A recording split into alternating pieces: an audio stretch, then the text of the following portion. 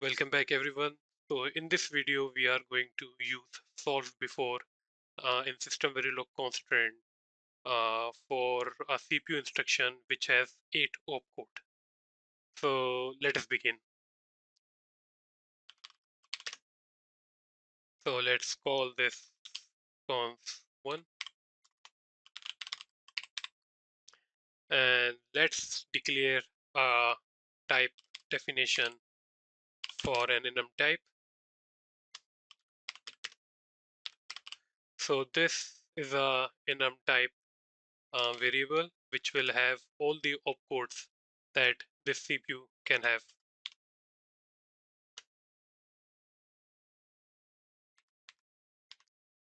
So let's say it supports add, subtract,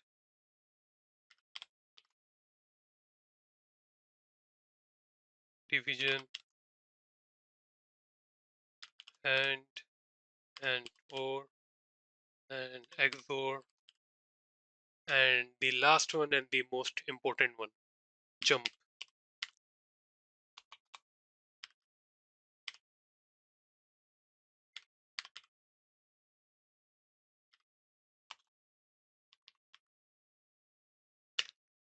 And let's call it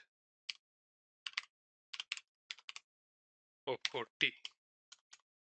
Now I will just mention it as a random enum variable.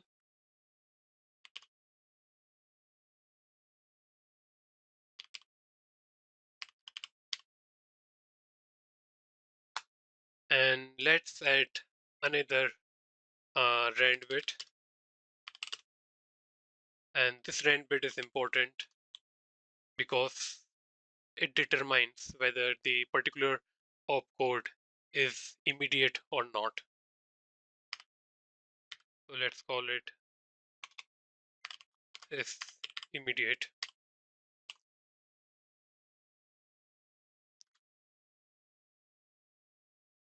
So using this, we will write constraint for our set of opcodes. But the catch is that out of all these 8 opcodes, jump is the only one that supports the immediate operation or the immediate mode. So we have to write a constraint, maybe using the if else or implication operator, which states that if is immediate is high, then the opcode should only be jump. It can't be any other opcode. So it is very simple. So let's go ahead and write this.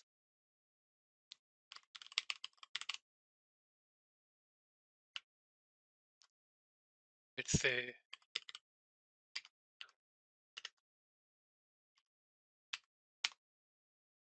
and inside this, let us use implication operator. So here I will write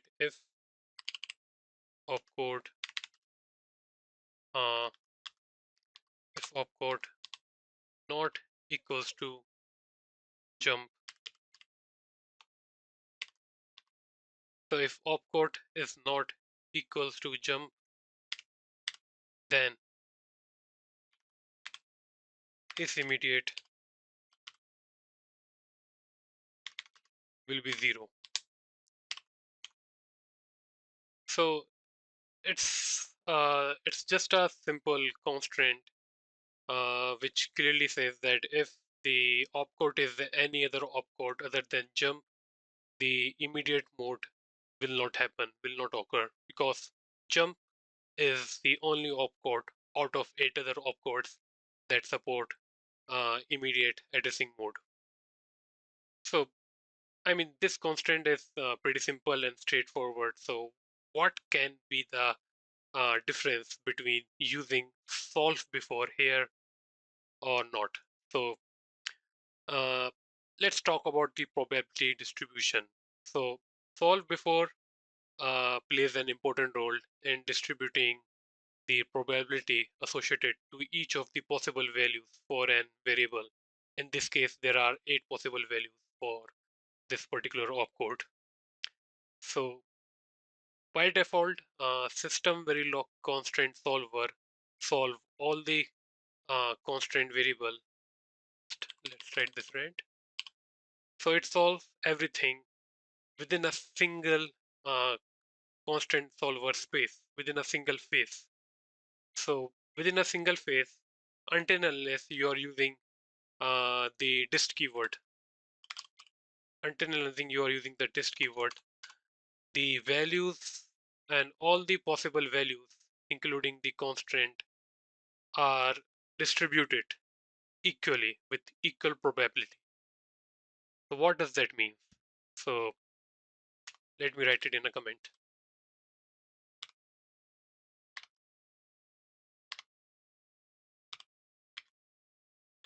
So what are all the possible values that we can have? We do the combination of entire variable with their possible values on the basis of the constraint. So the very first possible value will be we are getting the opcode of add, and opcode of add with immediate equals to 0. So the very first probability is that we are getting opcode of add with immediate equals to 0. And we cannot get something like this, opcode of add with immediate equals to 1, because our constraint prevents that from happening. So we will get this. And what could be the what could be the second possible value which we can achieve from both opcode and is immediate? The pair.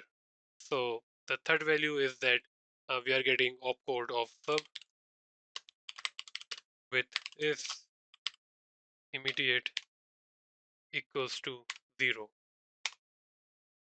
Third one is we are getting opcode of mul or multiplication with is immediate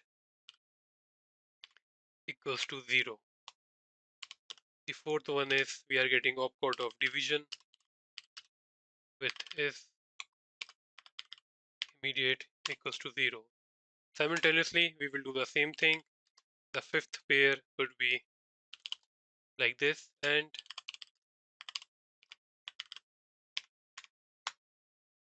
then we could just get or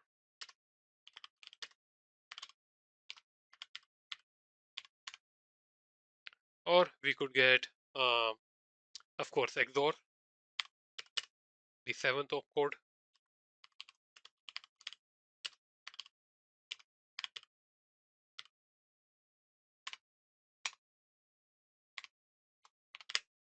and finally we will get our main focused opcode, which is the only opcode that supports immediate addressing mode, and it will have two possible combination. The first one is same with immediate addressing mode equals to 0, and the second one is with immediate addressing mode equals to 1. After all, we have constrained the jump to only occur, like the opcode should not be jump if the immediate addressing mode is 0, or the operation is not of immediate addressing mode. So if you are not using a solve before constraint, what will happen? So all of this combination will be solved within a single solution space by the constraint solver, and the probability of each of them getting occurred will be same, and it will be 1 by 9. So I mean, it is all right, like after all we are exercising all the possible combinations. So if we increase our test cases, our sequences, we will eventually get lots of test cases in which we are using the immediate addressing mode equals to 1.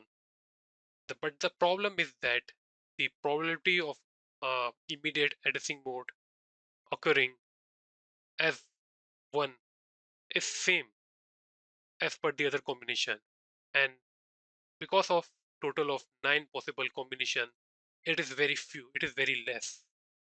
So even after a long run of test cases, uh, we will have very few test cases in which the immediate addressing mode equals to 1.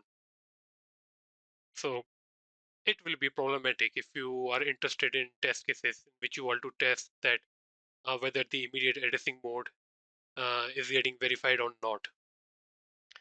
So the power of solve before is that it could separate the pair of is immediate and the opcode variable.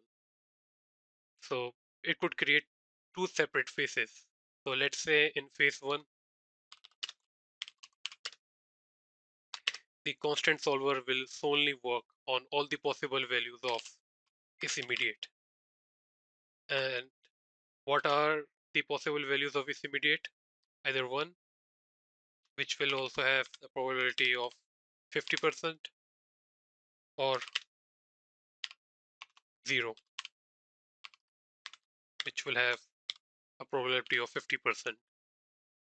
Then after the is immediate variable is solved, after that only the opcode variable will be solved. And that will be solved. Let us assume that that phase is phase 2. And here opcode will be solved. And it will have, of course, 8 possible values like add, sub, null, to jump. And here each of the opcode will be uniformly distributed and will have a probability of 1 by 8. So using solve before, we are just separating the constant solver space uh, that is associated with is immediate, and this will be solved before the opcode. So both of them will be solved in uh, separate constant solver space. So you could do that just by simply writing another constraint. Let's call it solve before C,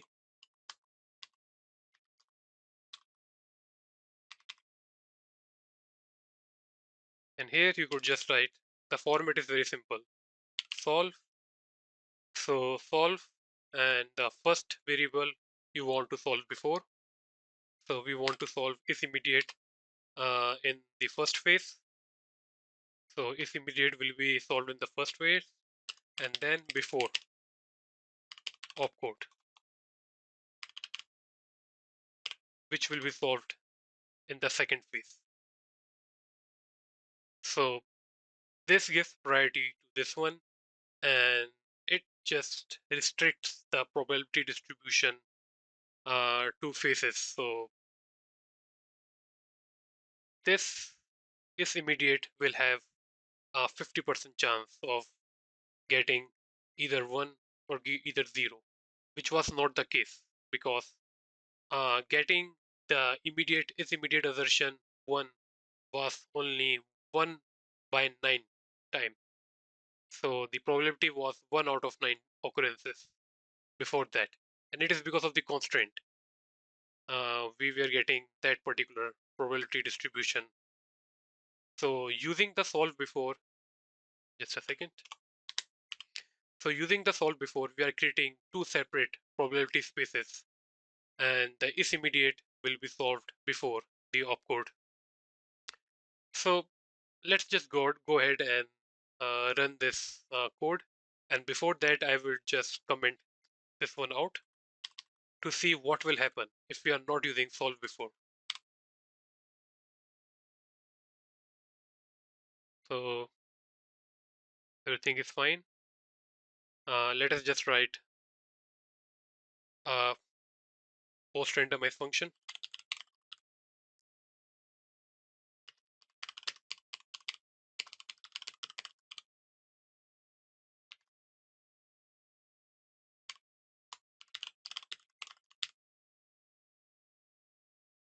Here I will write a display statement which will show the value of both the opcode and the addressing mode, a simple system task.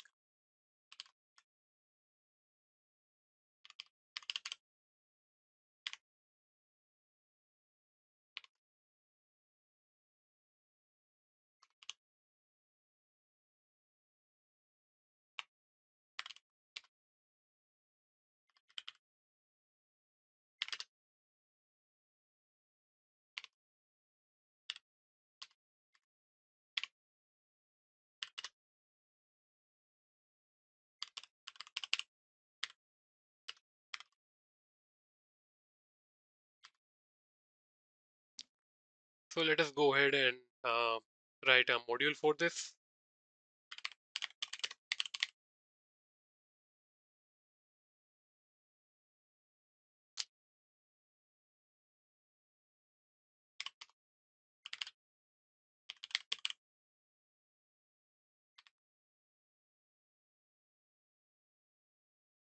The name of the class is cons1.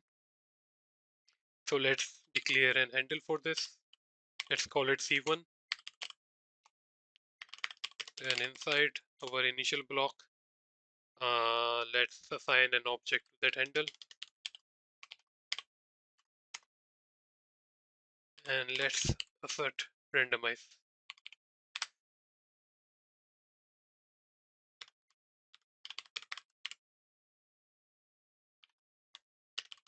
Else,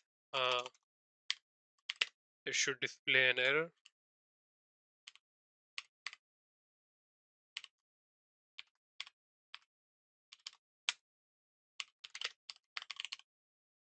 The randomization failed. And let us repeat this for, let's say, 10 times at least. So remember, like right now I have commented the solve before constraint, and here the probability of getting immediate addressing mode will be 1 upon 9. So let's see what happens.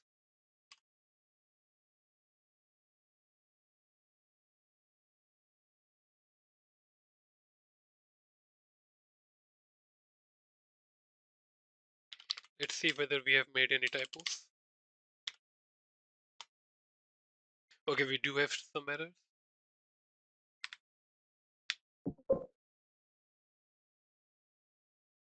Oh, fine, fine. I am using a different project.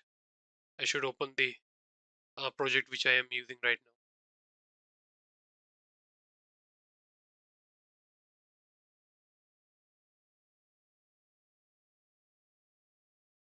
And this is the correct project, I assume.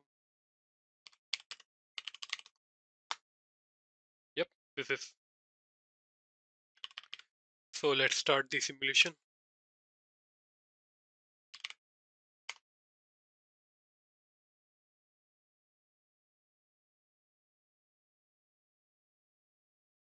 So there will be 10 occurrences, and in each of those 10 occurrences, we will have the value of opcode and the uh, addressing mode associated with it.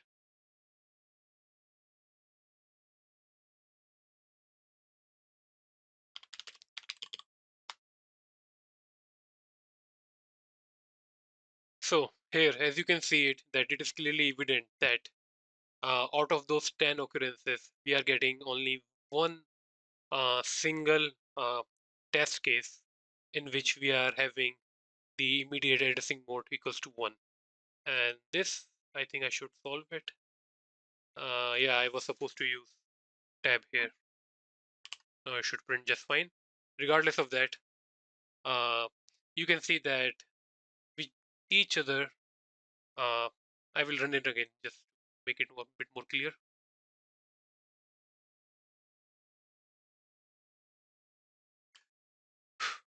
Let's compile the code for one more time.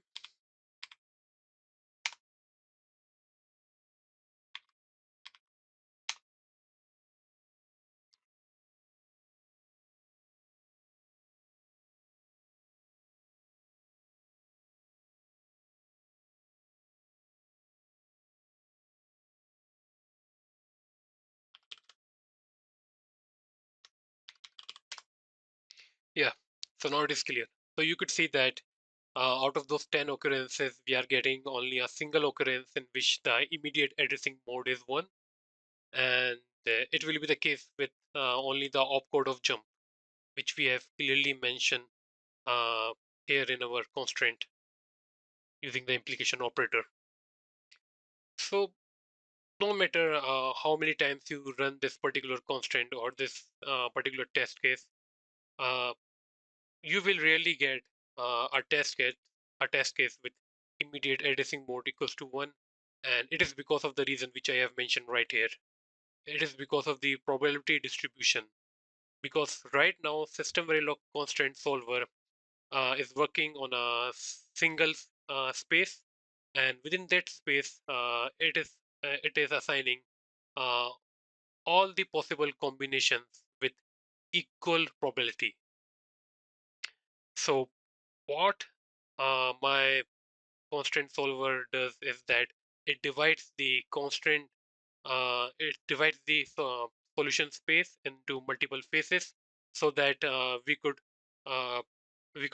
divide the probability of a single variable uh, as per our needs.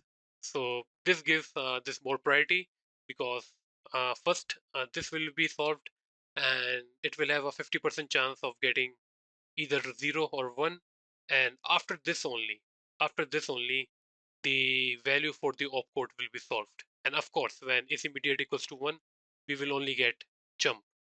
So we will seeing a lot of jump opcode.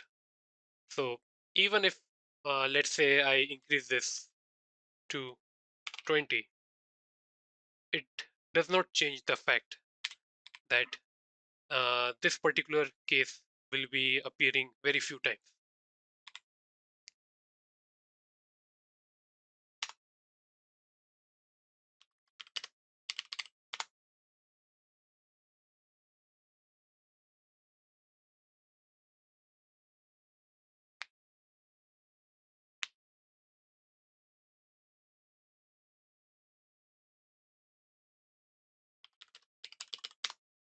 So as you can see that even I increase the total number of repetitions to 10, I only got a single one opcode that has an immediate addressing mode.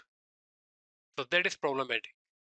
Uh, if it is appearing for a single time in 20 repetitions, so it will not appear like it like its magnitude will not increase even if you run 100 repetitions or 200 repetitions or etc. So let us just use the solve before constraint and let us just divide the solver space. I will uncomment it. Now what this does, as I have discussed earlier, it will solve the constraint solver will solve into two phases. The first phase will be for the addressing mode, and in this the only variable is immediate, and all the possible values that are 1 and 0 will have equal probability. After this only, in the phase 2, we will have the probability distribution for all the 8 opcodes for this variable. So let us save the code and let's see how this change our output.